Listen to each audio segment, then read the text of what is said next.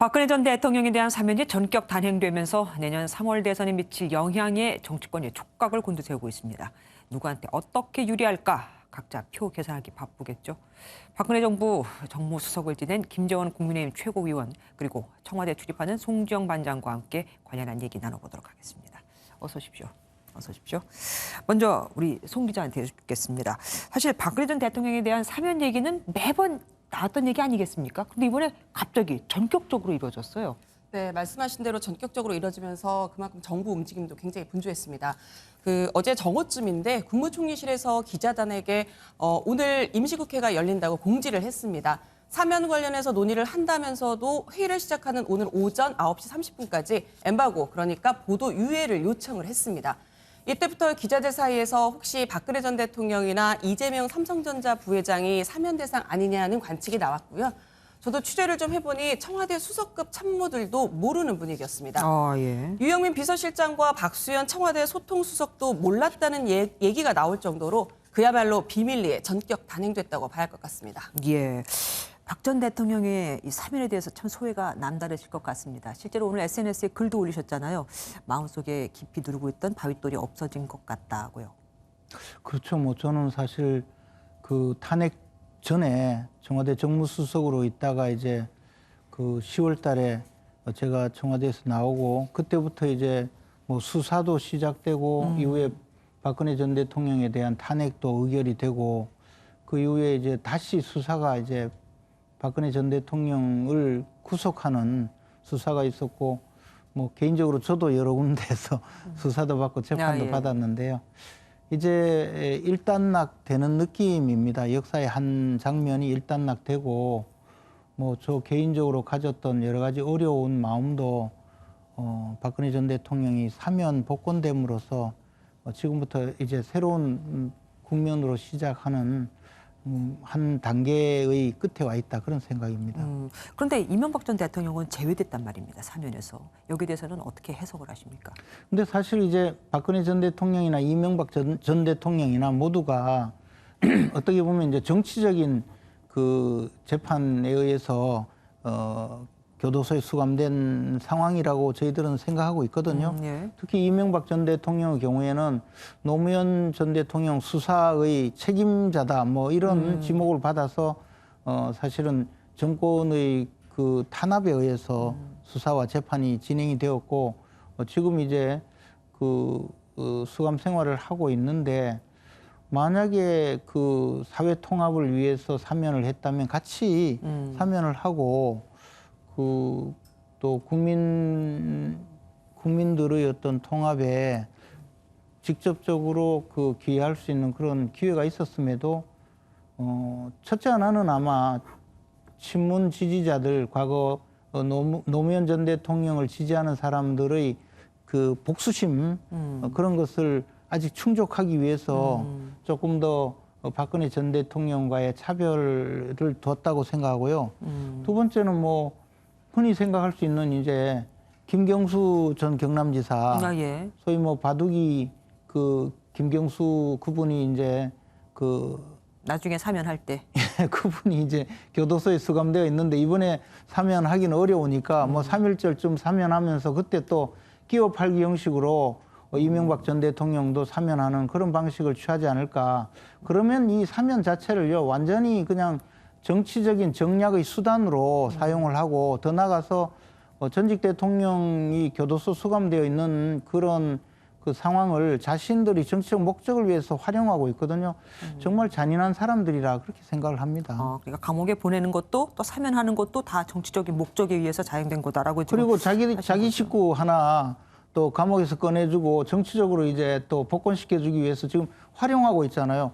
한명숙 전 총리의 경우에는 뭐 재판을 뒤집어 엎어서 한번 소위 명예회복해주기 위해서 사면을 하지 않으면서 지금 뭐 검사들까지 전부 그 재수사를 하고 온통 수사를 몇 번을 하다가 안 되니까 이제 사면을 해줬거든요.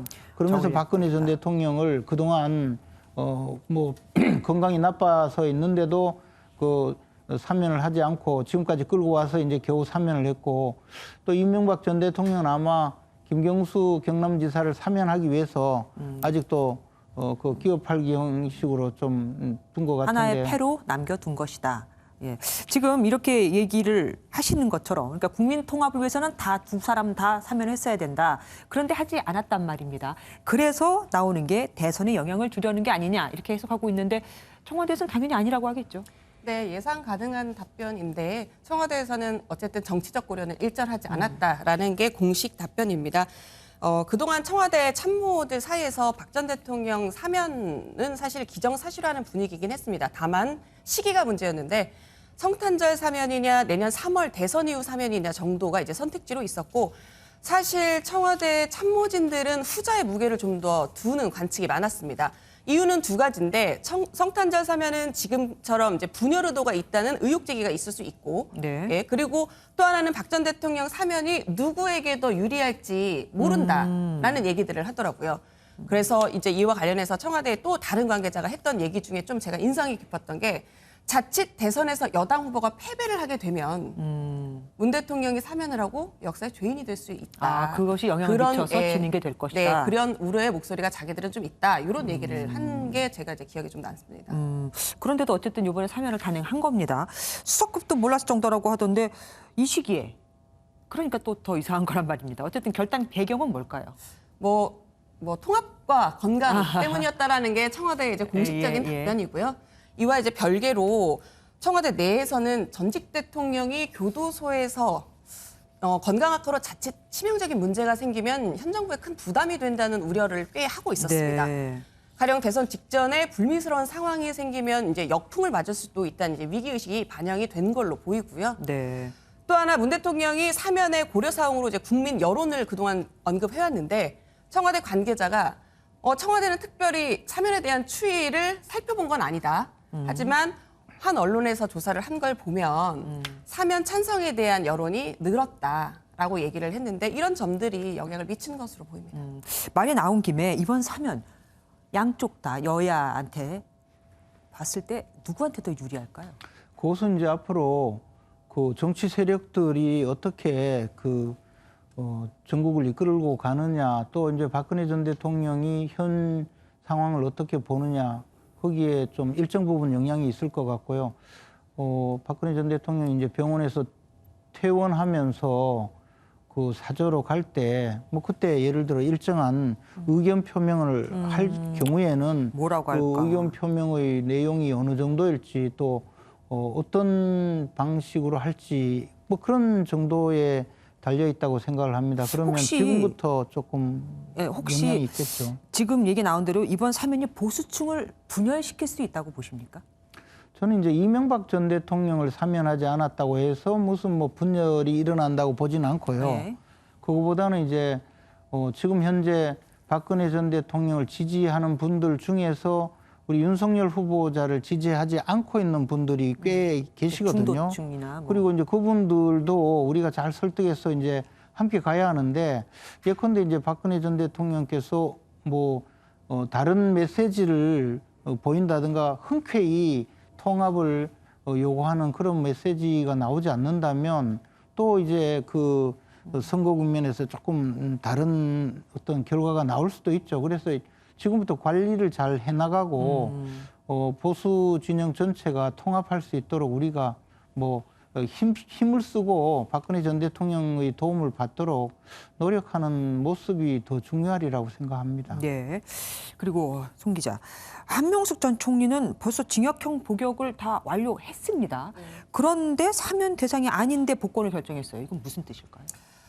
그 질문들을 굉장히 많이 하는데 박수현 수석이 했던 얘기를 제가 전달을 좀 하면 앞으로 나아가기 위한 그런 힘을 합치는데 한명숙 전 총리의 복권이 계기가 됐으면 좋겠다. 이런 정도 얘기를 했어요. 사실 뭐 그냥 간단하게 정리하면 국민 화합 관점에서 했다라는 네. 얘기인데 아까 김재원 최고위원도 말씀하신 거랑 조금 연관이 있을 것 같은데 이른바 친노 그룹에서는 한 전 총리의 무죄를 믿는 분위기가 강합니다. 그래서 오늘 언론 인터뷰에서 박수현 수석이 했던 말로 답변을 이제 뭐 현 정부 시각으로 대신하면 좋을 것 같은데 박 수석은 판결의 주된 증거가 되었던 한만호 전 한신건영 대표의 진술과 관련해 최근에 검찰이 동료 재소자를 수시로 소환해서 위증을 강요했다는 논란이 제기됐다. 이런 점을 종합적으로 고려했다라고 말을 했습니다. 예, 알겠습니다. 그리고 아까 이제 말씀을 잠깐 하셨었는데 박근혜 전 대통령이 뭐 사면을 받고 나중에 이제 퇴원하는 길에 무슨 말을 할까 이런 것도 중요하다고 말씀하셨잖아요.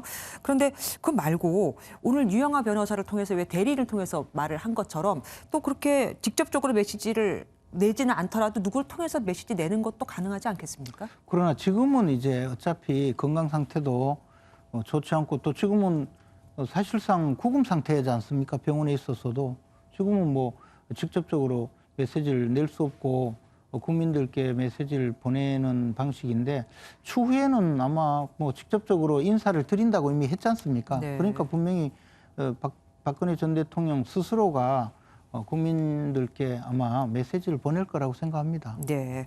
마지막으로 여쭐게요. 박 전 대통령이 이제 사면되면 전직 대통령 예우는 어떻게 되는 겁니까?